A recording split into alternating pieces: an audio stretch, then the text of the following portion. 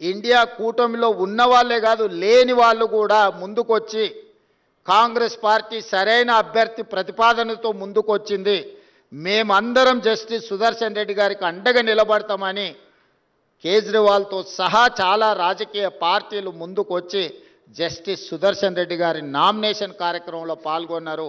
Nomination కార్యక్రమంలో సోనియా గాంధీ గారు, రాహుల్ గాంధీ గారు, ప్రియాంక గాంధీ గారు మొత్తం కుటుంబం అంతా వారి పక్కన నిలబడి వారి నామినేషన్ పత్రాలు దాఖలు చేయించిండ్రు అని అంటే వారికి ఉన్న నిబద్ధత, నరేంద్ర మోడీ గారికి ఉన్న భయాన్ని ఆ నామినేషన్ కార్యక్రమాన్ని ఒకసారి పరిశీలిస్తే ఎవరికైనా అర్థమవుతుంది.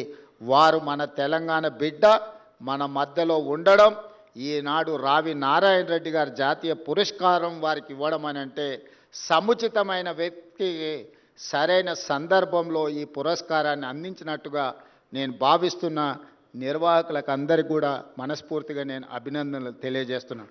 సరైన సమయంలో సరైన నిర్ణయం మీరు తీసుకున్నందుకు మనస్ఫూర్తిగా అభినందిస్తున్నాను. అదేవిధంగా నిన్న మన రాష్ట్రంలో నేను లేను కానీ జరుగుతున్న పరిణామాలను నిశ్చితంగా గమనిస్తూనే ఉన్నాను. ఎక్కడున్నా ఓ కన్నీటి వేస్తూనే ఉంటాం. అక్కడ చదువుకోవడానికి వెళ్ళినప్పుడు నారాయణ గారు అడుగుతున్నారు ఎంతసేపు ఉంటాయి క్లాసులు అని. ఉదయం 7 నుంచి సాయంత్రం 7 వరకు క్లాసులు జరుగుతూనే ఉంటాయి. అన్ని క్లాసులు అటెండ్ అవుతూనే ఉన్నా. ఎందుకనంటే మనం తెలుసుకోవాలని కావాలని హార్వర్డ్కి వెళ్ళి జాయిన్ అయినాం కాబట్టి క్లాసులలో క్రమశిక్షణ కలిగిన విద్యార్థిగా నేర్చుకోగలిగినంత నేర్చుకోవాలనేదే నా ఆలోచన. అయితే రాష్ట్రంలో జరుగుతున్న పరిణామాలు ఒక వింత వాతావరణానికి దారితీస్తున్నాయి. రావి నారాయణ రెడ్డి గారిని చూసిన తర్వాత, వారి కుటుంబాన్ని, వారి మన్మరాల్ని ఈ మధ్యకాలంలో కలిసిన తర్వాత, వారు చేసిన పోరాటం, వారు చేసిన త్యాగం, వారు నిర్వహించిన బాధ్యతలను చూసిన తర్వాత, మరి ఇన్ని హోదాలు, ఇన్ని బాధ్యతలు చేస్తే 1000 కోట్ల రూపాయల ఆస్తులు ఉండాలి కదా, అంతస్తులు ఉండాలి కదా, 7 అంతస్తుల మేడలు ఉండాలి కదా అని నాకు అనిపించింది. ఎందుకంటే ఈ మధ్యకాలంలో కొంతమంది తెలంగాణ జాతిపిత అని వాళ్ళే టైటిల్స్ ఇచ్చేసుకుంటారు. ఉద్యమకారుడు అనే పదాలు వాళ్ళే రాసేసుకుంటారు.